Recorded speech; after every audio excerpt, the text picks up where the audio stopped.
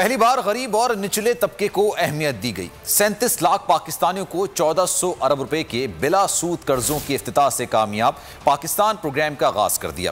وزیر خزانہ شوکت ترین نے پروگرام کے اہم نکات بتا دیے۔ کہا محروم طبقات کو بااختیار بنانے کے لیے بہت بڑا پروگرام ہے۔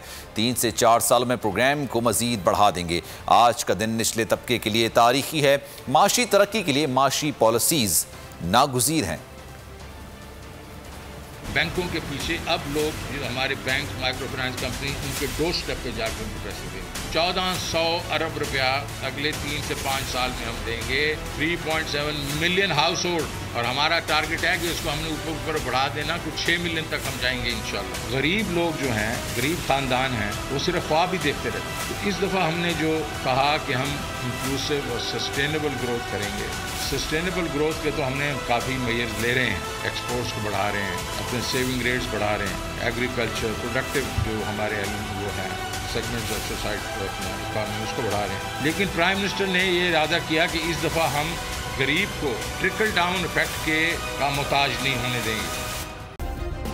سبسکرائب کریں اور بیل دبائیں تاکہ کوئی خبر رہ نہ جائے۔